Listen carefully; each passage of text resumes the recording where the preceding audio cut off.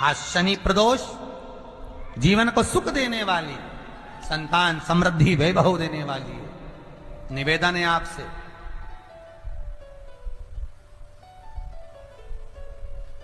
सूर्य अस्त का समय हो, प्रदोष का समय, प्रदोष काल, शाम के समय पर कटोरी में सरसों का तेल ले लीजिए। शंकर के शिवलिंग पर किसी मंदिर में जाकर सरसों का तेल शिव पर चढ़ाए।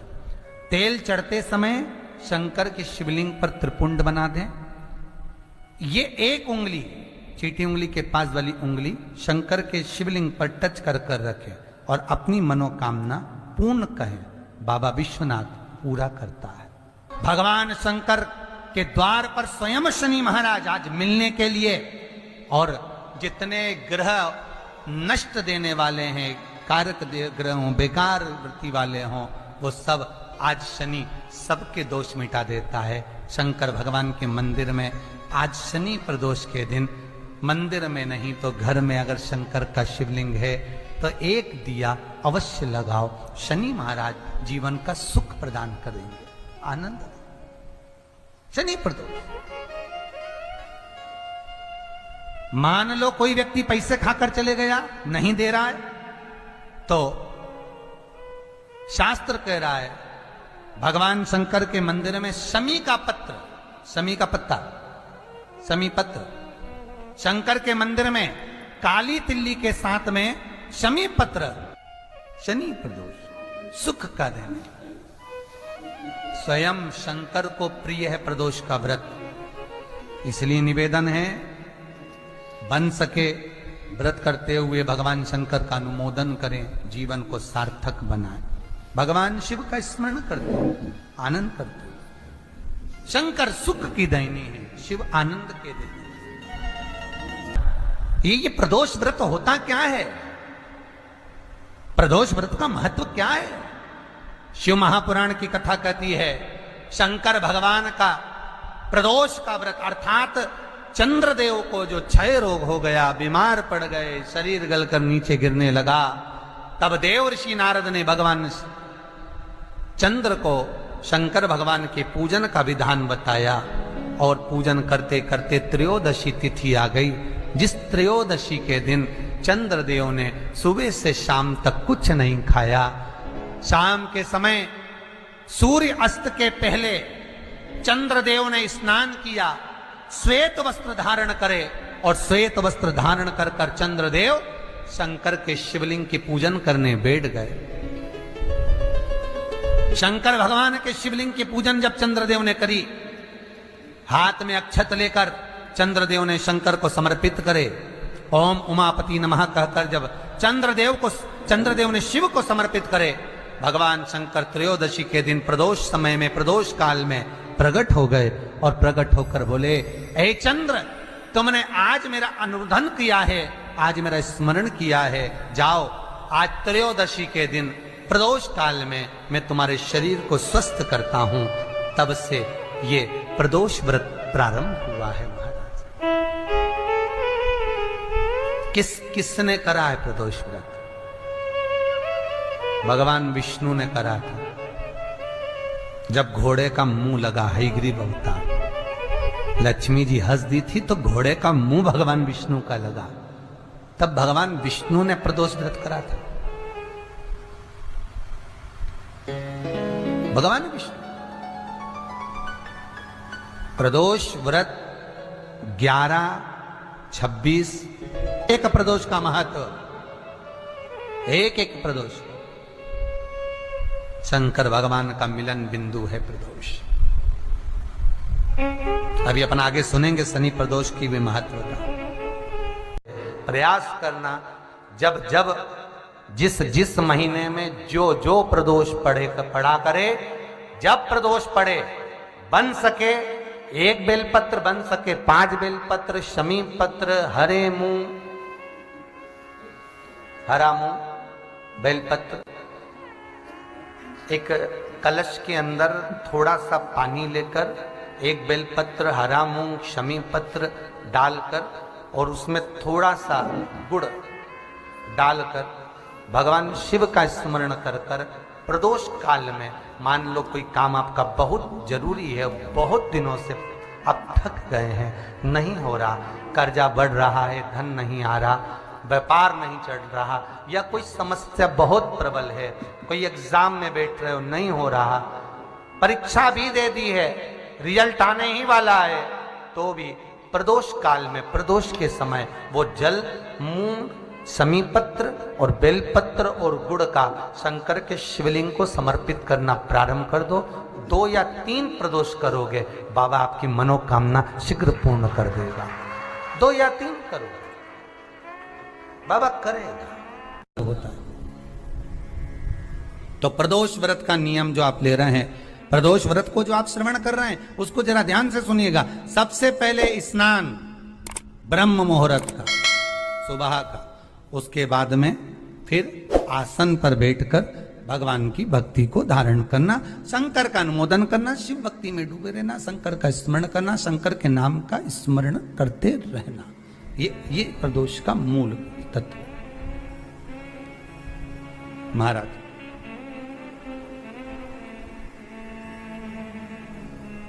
प्रदोष व्रत करने वाले को भोजन नहीं करना चाहिए,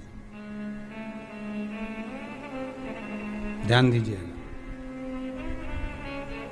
फलाहार करो, उसमें भी नमक का सेवन मत करो।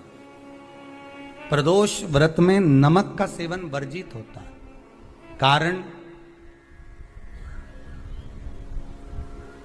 क्या कारण होता है?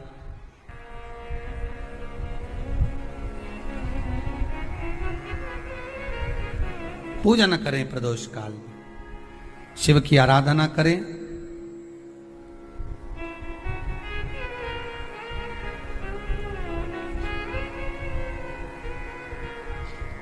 आगे वर्णन आया।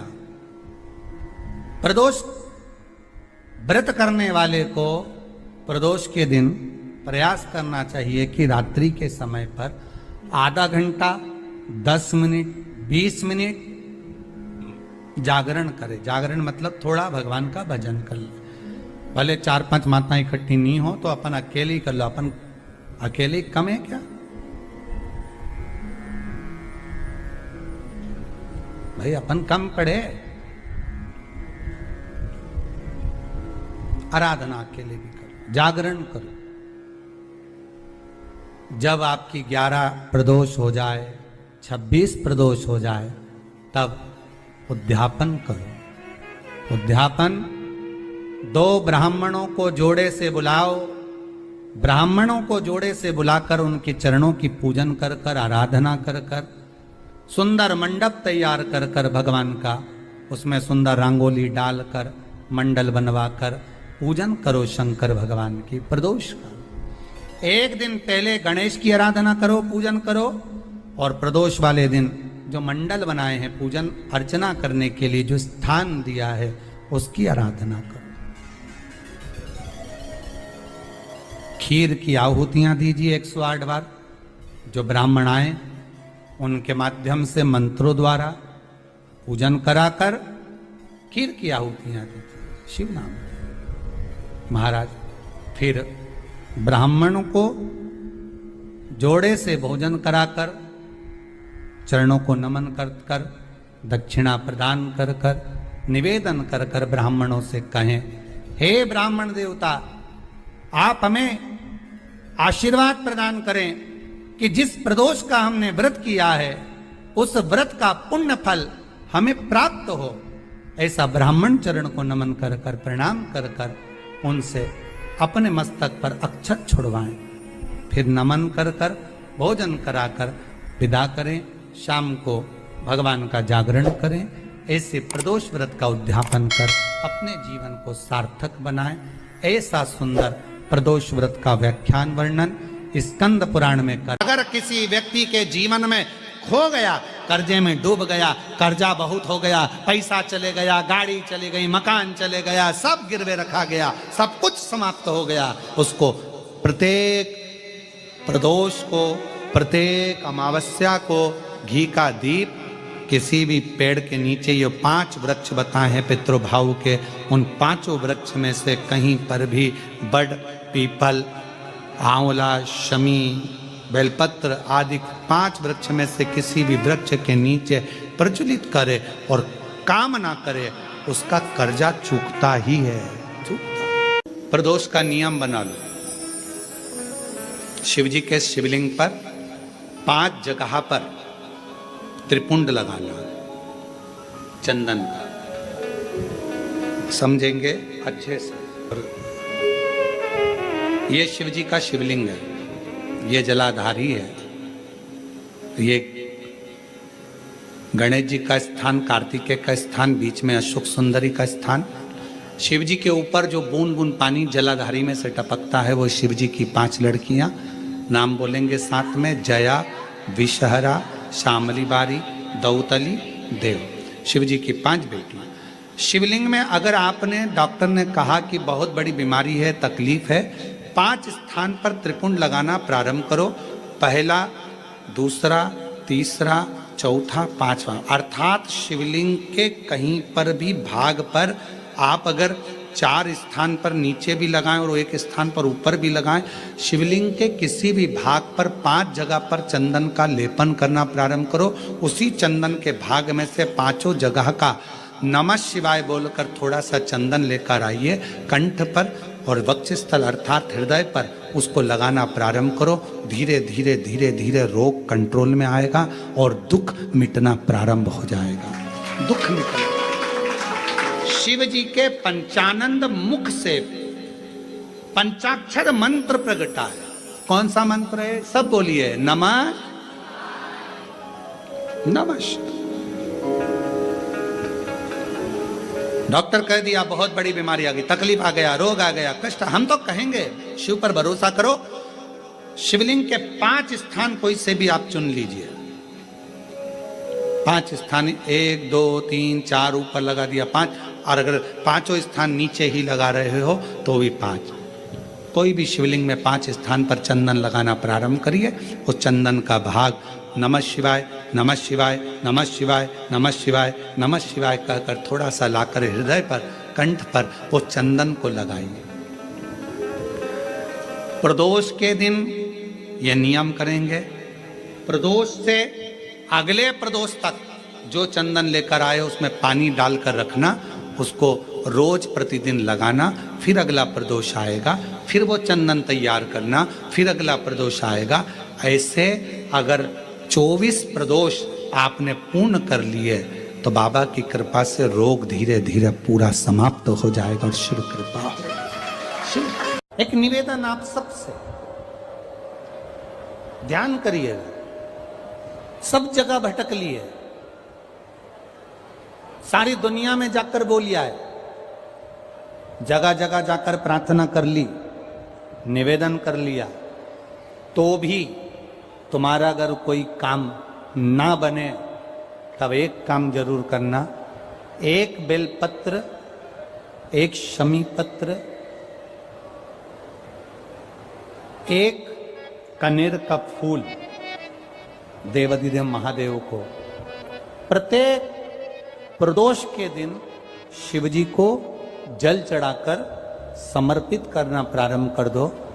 2 या 3 प्रदोष निकलेगी, मेरा देवाधिदेव महादेव तुम्हारी झोली खुशियों से भर दे निश्चित। 1 बेलपत्र, 1 शमी पत्र और 1 कनेर का पुष्प भगवान शिव को प्रदोष की प्रदोष बाबा देवाधिदेव महादेव को जल चढ़ाकर देना प्रारंभ।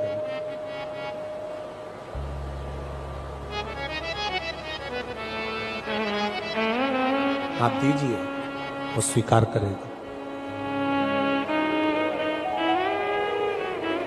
विषम स्थिति में, विषम परिस्थिति में आपने सब दूर भटक ली है, सारी ऐसी कोई जगह नहीं जहां तुम नहीं गए। पत्रिका भी दिखाई, वास्तु भी कराया, सारा दुनिया का काम कराया, उसके बाद भी सुख की अनुभूति नहीं। तब देवाधिदेव महादेव की शरणागति पकड़ी।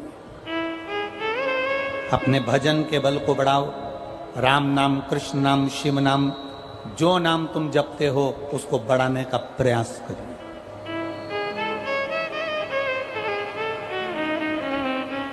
उस भजन के बल को बढ़ाने का प्रयास करिए। चंद्रदेव, अब तुम शिव के पास जाओ। चंद्रदेव भगवान शंकर के धाम कैलाश पर पहुंच गए, जहां पर भगवान शिव तो तप साधना में लीन थे। चंद्रदेव को मेरे भोलेनाथ जी ने देखा भी नहीं, क्योंकि वो अपनी तप साधना में लगे थे, भजन में लगे थे, अपनी तप साधना में लीन थे, ध्यान नहीं दिया। अब एक बात ध्यान रखेंगे, शिव जी का पशुपति व्रत करा, सोमवार का व्रत करा, प्रदोष का व्रत करा, सावन के सोमवार करे, उसके बाद भी भोलेनाथ जी नहीं सुने, तो ये मत सोचना कि मैं भोलेनाथ जी का पशुपति व्रत नहीं करूंगी, अब मैं सावन के व्रत नहीं करूंगी, अब मैं भगवान की पूजन नहीं करूंगी, अब मैं शंकर जी के मंदिर में जाकर एक लोटा जल नहीं चढ़ाऊंगी। ये कभी मत सोचना, बल्कि ये सोचना कि मैंने जो आराधना करी, मैंने जो पूजन करी, मैंने जो व्रत करा, मैंने जो तप साधना करी, हो सकता है उसमें कोई कमी रह गई हो, इसलिए दूसरी बार करूंगी, तब मेरा महादेव मेरी मनोरथ पूर्ण जरूर करेगा। ये निश्चितता के साथ, एक प्रबल विश्वास के साथ, एक प्रबल भरोसे के साथ, एक प्रबल दृढ़ता के साथ मेरे को करना। चंद्रदेव को देवादिदेव महादेव ने नहीं देखा,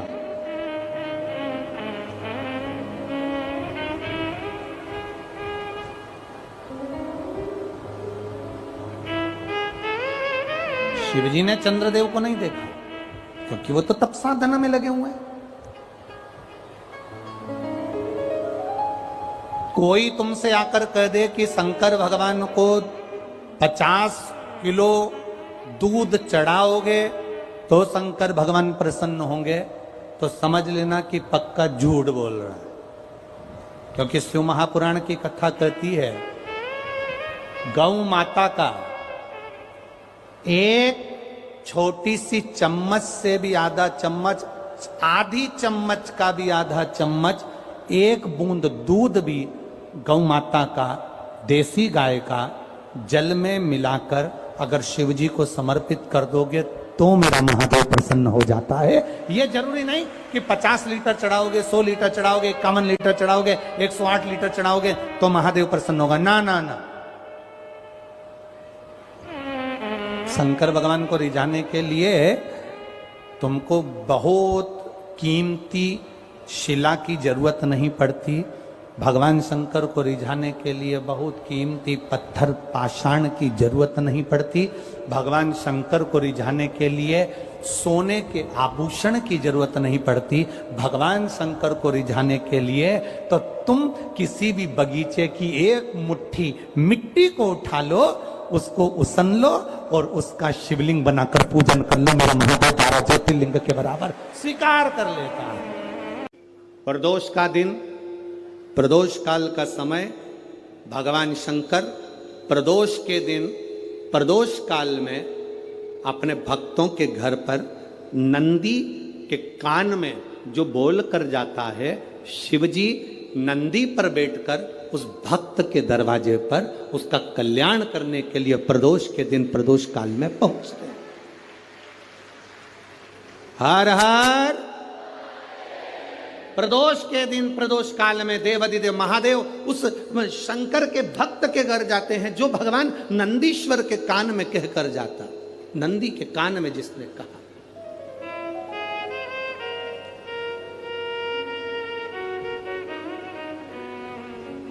शंकर भगवान के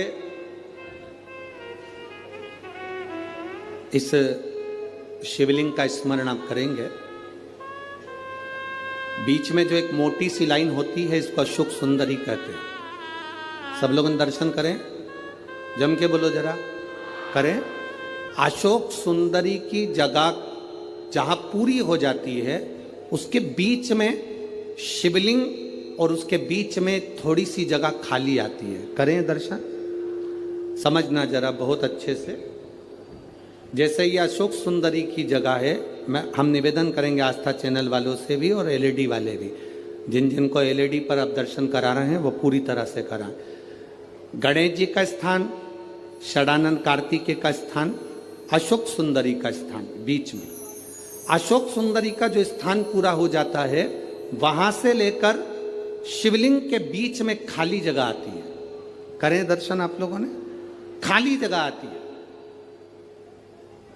उस खाली स्थान की जो महत्वता है, ये जो अशोक सुंदरी से लेकर बीच में जो जगह है, ये भगवान शंकर की जो धर्म पत्नी है माता पार्वती, उनकी जो योगनियां हैं 64 योगनी, उनकी जो शक्ति पीठें हैं, उनकी जो सिद्धता है, उनकी जो सिद्धियां हैं, ये अशोक सुंदरी से शंकर के शिवलिंग के बीच में जो खाली जगह होती है, इस स्थान पर 64 योगनियां, देवियां, अष्ट सिद्धियां, नवनिधियां सब इस स्थान पर रहती है। इसलिए हमारे यहाँ शिव महापुराण की कथा कहती है, पूर्ण पूजन के बाद अगर कोई नारी, कोई पुरुष, कोई बच्चा, कोई बुजुर्ग अपने मन की बात का स्मरण इस जगह पर हाथ को रखकर, जैसे किसी के हृदय पर हाथ रखते हैं तो दिल धड़कता हुआ स्मरण होता है, उसी तरह यहाँ स्पर्श करेंगे और स्पर्श कर कर जब अपने मन की बात कहते हैं तो देव अधिदेव महादेव नंदी के साथ आकर प्रदोष के दिन कार्य की सिद्धता पूर्ण करते हैं। उस स्थान की मूलता होती है,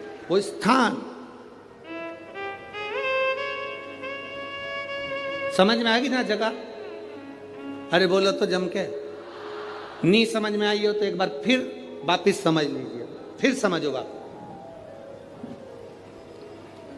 स्थान देखिएगा, अपने को भगवान की कृपा से यहाँ नागपुर में शंकर जी का शिवलिंग कोई ने कागज का बनाकर यहाँ जो भेजा, ये काम बाबा की कृपा से आप लोगों के स्मरण के लिए आया। देखिए जरा, गणेश जी का स्थान, कार्तिकेय जी का स्थान, बीच में ये आ गई अशोक सुंदरी की मोटी सी लाइन। अशोक सुंदरी की लाइन जहां खत्म होती है, वहां से जो शिवलिंग रखा है, इसके बीच की जो जगह है, ये जो बीच में अशोक सुंदरी के स्थान से लेकर शिवलिंग के स्थान के बीच में जो खाली जगह है, ये 64 योगनियां, अष्ट सिद्धियां, नवनिधियां, सब कुछ मेरे देव अधिदेव महादेव ने माता पार्वती को अपने चित्तवृत्ति के साथ यहां अनुमति प्रदान कर रखी है। वहां का स्पर्श,